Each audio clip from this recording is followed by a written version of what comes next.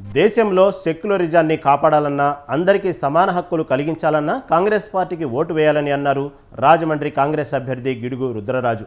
జగన్కు ఓటు వేసినా కూటమి పార్టీలకు ఓటు వేసినా ఒకటే అని చెప్పారు. కాంగ్రెస్ అధికారంలోకి రాగానే ఏపీకి ప్రత్యేక హోదా ఇస్తామని స్పష్టం చేశారు. రాజమండ్రి నుంచి పోటీ చేస్తున్న బీజేపీ అభ్యర్థి పురంధరేశ్వరి అవకాశవాద రాజకీయాలు చేస్తున్నారని చెప్పారు. ఇక వైసీపీ అభ్యర్థికి అసలు రాజకీయ అనుభవం లేదని, అందుకే తాను ఎన్నికల్లో ప్రజలు తనను ఆశీర్వదిస్తారని అంటున్న గిడుగు రుద్రరాజుతో మా ప్రతినిధి చక్రధర్ ఫేస్ టు ఫేస్.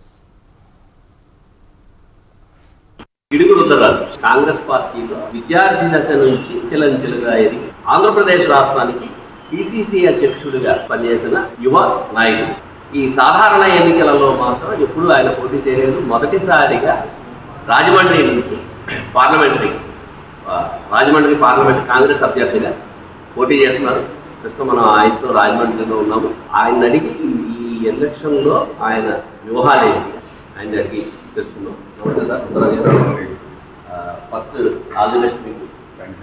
మీరు సాధారణ ఎన్నికలలో తొలిసారిగా ఎంపీగా పోటీ చేస్తున్నారు. మీకు ఈ ఎలక్షన్ని ఎలా ఎదుర్కోవాలనుకుంటున్నారు, ఎలా ఫేస్ చేద్దామనుకుంటున్నారు, మీ దగ్గర వ్యూహాలు ఏంటి?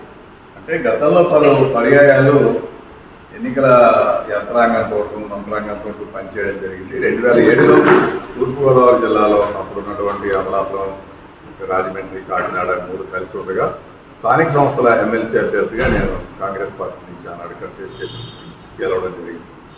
సో ఈసారి ప్రత్యక్ష ఎన్నికల్లో కంటెస్ట్ చేయమని పార్టీ ఆదేశించింది. పార్టీ ఆదేశానుసారం ఆల్ ఇండియా ప్రెసిడెంట్ ఖార్గే గారు, మా పీసీ ప్రెసిడెంట్ శర్మిలారెడ్డి గారి ఆదేశానుసారం రాజమండ్రి లోక్సభ నుంచి నేను కంటెస్ట్ చేస్తున్నాను. ఒక మంచి ప్రజాస్పందన ఉంది ప్రజల్లో. కాంగ్రెస్ పార్టీ అలా 2 పర్యాయాలు ఇక్కడ మనం రీజనల్ పార్టీ చూసాము. ఒకసారి చంద్రబాబు నాయుడు గారిని చూసాం, ఒకసారి జగన్మోహన్ రెడ్డి గారిని చూసాం. నేషనల్ పార్టీ, జాతీయ పార్టీ, కాంగ్రెస్ పార్టీ అయితే బాగుంటుంది అనేటువంటి ప్రజల్లో మంచి స్పందన ఉంది. ప్రధానంగా పార్టీ ఇచ్చినటువంటి మేనిఫెస్టో, జాతీయ స్థాయిలో రాహుల్ గాంధీ గారి భారత్ జోడో యాత్ర, దాని తర్వాత మన ఖార్గే గారు రాహుల్ గాంధీ గారు రిలీజ్ చేసినటువంటి ప్రధానమైన కీలకమైనటువంటి అంశాలతో ఉన్నటువంటి మేనిఫెస్టో, స్థానికంగా మా పిసిసి అధ్యక్షులు ఇచ్చినటువంటి మేనిఫెస్టో, ఇవన్నీ కలిపి చాలా చక్కని పాజిటివ్ రెస్పాన్స్ ఉంది. డెఫినెట్గా చాలా బాగుంటుందని నేను భావిస్తున్నాను. మీరు అంటే తూర్పుగోదావరి జిల్లాకి సంబంధించిన మనిషి, రాజమండ్రిలో మీ క్యాడర్ అంటే మీకున్న బలం, కాంగ్రెస్ ఉన్న బలం ఏమిటి, అలాగే మీ బలహీనత ఏమన్నా ఈ ఎలక్షన్లో గుర్తించారు? మీ బలం ఎలా ఉపయోగిస్తారు, బలహీనతని ఎలా లేకుండా చేసుకుంటారు? బలం వరకు పార్టీ బలం చాలా బాగుంది. 7 నియోజకవర్గాల్లో కూడా ప్రధానంగా రాజమండ్రి రూరల్, రాజానగరం, అనపర్తి ఇక్కడ వస్తాయి. అటుపక్కని కొవ్వూరు, గోపాలపురం, దాని తర్వాత నెడలు, వీటిలన్నింటిలో కూడా కాంగ్రెస్ పార్టీ క్యాడర్ బాగుంది. ఇది రాజకీయ చైతన్యం కలిగినటువంటి హబ్.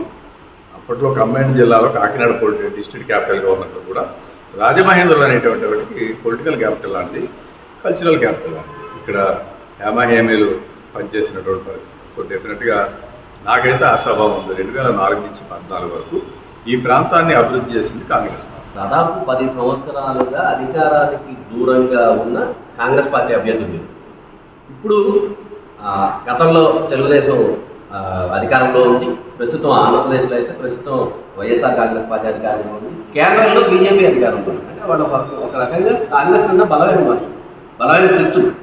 మీ దగ్గర 10 ఏళ్ళుగా అధికారం లేదు. ఇలాంటి సమయంలో అంత బలమైన శక్తుల్ని ఎదుర్కోవడానికి కాంగ్రెస్ పార్టీ ముఖ్యంగా మీ దగ్గర ఉన్న బలమైన వ్యూహం ఏంటి?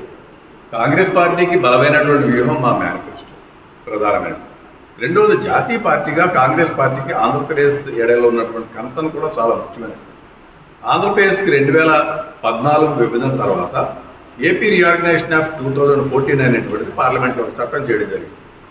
వచ్చినటువంటి సక్సెసర్ ప్రభుత్వం ఎవరైతే ఉన్నారో భారతీయ జనతా పార్టీ, పార్లమెంట్ చేసినటువంటి యాక్ట్ను కూడా వాళ్ళు ఎక్కడ ఇంప్లిమెంట్ చేయనటువంటి పరిస్థితి.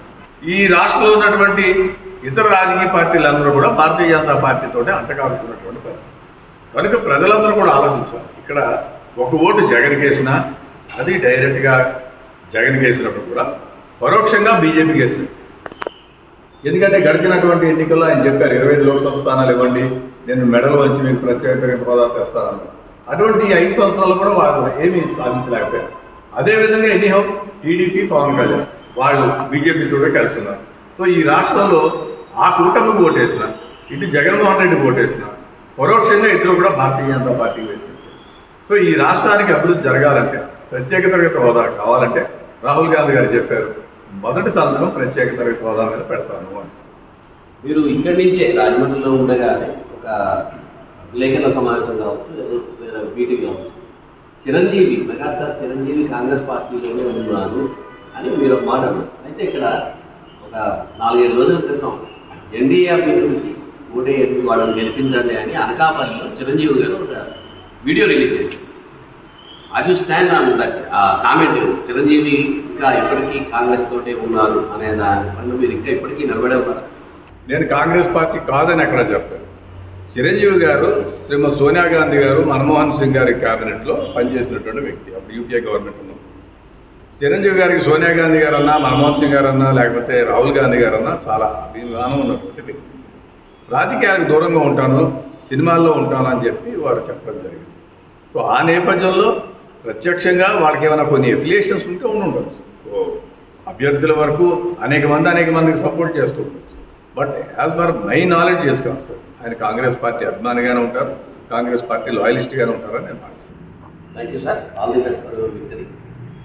తాను రానున్న ఎన్నికలలో ఖచ్చితంగా గెలుస్తానని, తన రాజకీయ అనుభవము తనకి కలిసి వస్తుందని, అలాగే తనకి ప్రత్యర్థులుగా ఉన్న భారతీయ జనతా పార్టీ నుంచి పురంధరేశ్వర్ గారిని, వైఎస్ఆర్ కాంగ్రెస్ పార్టీ నుంచి ఉన్న డాక్టర్ గారు వాళ్ళు వ్యక్తిగతంగా ప్రత్యర్థులు కాదు, కానీ సిద్ధాంతాల మేరకు కాంగ్రెస్తో వారు సరితూగలేరు అని గిడుగు రుద్రరాజు ఆయన అభిప్రాయం ఆయన చెప్తున్నారు.